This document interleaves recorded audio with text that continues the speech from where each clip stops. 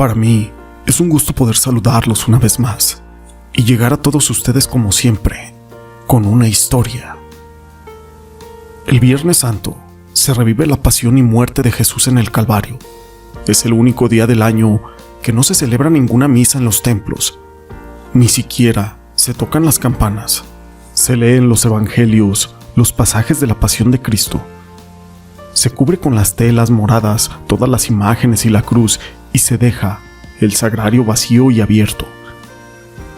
Algunas iglesias realizan un vía crucis y se camina en procesión dentro de los templos o de las calles, parando en las 14 estaciones que recuerdan el camino que recorrió Jesús desde que es condenado a muerte hasta que es colocado en el sepulcro. A las 3 de la tarde se reza el credo en familia para poder recordar la pasión y la muerte de Jesús. Pero todo esto no es relevante sin una historia. Mi nombre es José Llamas y te presento Historias de Viernes Santo. Cuentan los abuelos que el Viernes Mayor es muy respetado. Más bien, era muy respetado. Ese día no se debe de ir al monte a trabajar, y los argumentos de los abuelos o de las personas mayores era porque estás más expuesto a los peligros que tienen los cerros y los montes. Únicamente se iba temprano para la siembra de un fruto, y ese era el secreto. Decían que si lo sembrabas en la mañana de un Viernes Santo ibas a tener cosechas grandes y jugosos frutos. Tampoco era bueno ir de cacería para buscar la preciada carne del venado o de cualquier animal del monte, ya que las personas mayores decían que no era el venado al que le disparabas, sino a Jesús. No se debía de hacer ningún ruido. No se usaba el hacha para cortar leña, ya que días anteriores se debió de haber terminado con estas labores. Incluso, pasado del mediodía, no se encendía cualquier aparato electrónico, como el radio o como la televisión, todo esto por respeto. Tampoco se le pegaba a los niños, ya que la gente adulta decía que no era bueno. Los hombres y las mujeres se quitaban todas sus prendas de oro, tales como son las cadenitas, los aretes y los pulsos, y los guardaban, ya que como cuando algún familiar muere, se dice que no es bueno tener ningún objeto puesto de este valioso metal, porque existe la creencia de que con este preciado metal los puedes quemar. Por supuesto, por respeto a Jesús, las mujeres utilizaban sus rebozos bordados de color negro. Todo era silencio absoluto. Los más longevos decían que en los lugares donde hay nacimientos de agua, ya sea cenotes, ríos, sale una culebra, y que esa culebra era el mal. Por eso, prohibían que la gente se bañara. Así lo daban a entender, puesto que Diosito en ese momento estaba muerto. O al menos así se referían a Jesús. Por una inexplicable razón ocurrían cosas en los cerros o en los montes que eran difíciles de explicar. Incluso en la actualidad, los buscadores de tesoros tienen estos 3 días como favoritos porque se dice que en estos días que son santos, arde en el monte. Y donde se ve que arde, supuestamente allí existe un tesoro o puede ser el alma de un cristiano que está sepultado ahí también. Se dice que este día era tan grande que no se escuchaba alguna gallina cacaraqueando, únicamente el canto de los gallos, y si ponías atención en aquel canto de ese gallo, podías escuchar la palabra Jesucristo dentro de aquel canto. Todo era luto y tristeza, y sobre todo, de mucho respeto. Hay gente, hay personas que todavía conservan algunas tradiciones como estas. Sé que son muy antiguas, pero hoy viernes, recordemos que es dedicado a la pasión de Cristo. Cuenta la historia sobre un hombre que caminaba por la vida sin rumbo, cargando su cruz sobre sus hombros. De repente se le apareció un señor muy imponente, vestido con un traje absolutamente de color rojo, y le dijo: «Pero hombre, ¿qué estás haciendo con semejante cruz encima? No tiene sentido lo que haces. Deberías de cortarle un poco los extremos, y así la carga se te va a hacer más liviana». El hombre, después de entrar en dudas y de pensarlo por un breve momento, creyó que sería una buena idea para evitar tanto esfuerzo. Digo, si lo iba a cargar por toda la vida. Así fue que cortó un poco de los extremos de la cruz y siguió caminando. A los pocos metros, ese señor de rojo se hizo presente otra vez. ¿Pero qué te dije, amigo? No le has achicado casi nada. Córtale un poco más las puntas. Estás arrastrándola, incluso es demasiado pesada. No sé qué haces si puedes sacrificarte un poco menos para llevarla. No seas tonto. El hombre esta vez cortó más de los extremos de aquella cruz, sintiéndose ahora un poco más aliviado. Decidió continuar su camino.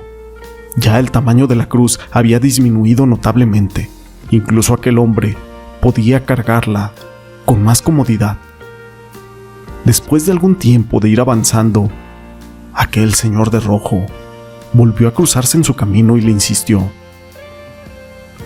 «Vamos, amigo, corta los extremos, todavía más. Mientras más chica sea tu cruz, menos te va a costar llevarla». Entonces el hombre se detuvo y volvió a cortarle los extremos, hasta que pudo cargarla con tan solo una mano. Siguió caminando y a medida de que avanzaba, pudo divisar una gran luz blanca. Exacto, era el final del camino. Cuando llegó a este punto, estaba Dios aguardándolo en la entrada. «Bienvenido, hijo mío, al umbral de la gran puerta del paraíso». El hombre dijo: «Pero Dios, ¿dónde está esa puerta que yo no la veo?». El Señor con su dedo índice apuntó hacia arriba y señaló una puerta en lo alto y le dijo: «Es aquella que está ahí en las alturas. ¿Ahora la ves? Bueno, pues para entrar, solo debes abrirla. No tienes que hacer nada más». Evidentemente, abrir la puerta no era el inconveniente, sino alcanzarla.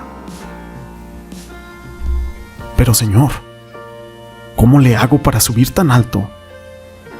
«Solo tienes que hacer una cosa. Pon tu cruz. Debes apoyarla sobre esta pared y escalarla hasta la puerta. Esa cruz que estás cargando durante toda tu vida tiene la medida exacta para que llegues a la puerta del cielo. De otra forma, es imposible». «Pero Señor, es que mi cruz ya no tiene ese tamaño. Yo le hice caso a un señor de traje rojo durante toda mi vida, tratando de convencerme para que yo me facilite las cosas. Y me convenció. Yo hice mi carga más liviana por consejos de él». «Ay, hijo mío, te has dejado tentar y mira lo que ahora te ha pasado. Te das cuenta de que al final de todo, las malas influencias terminan perjudicándote. Todos debemos asumir que la cruz que nos ha tocado en esta vida es la que debemos de soportar hasta el final para poder traspasar las puertas del cielo». Se dice que el Viernes Santo es uno de los días donde debemos de reflexionar un poco.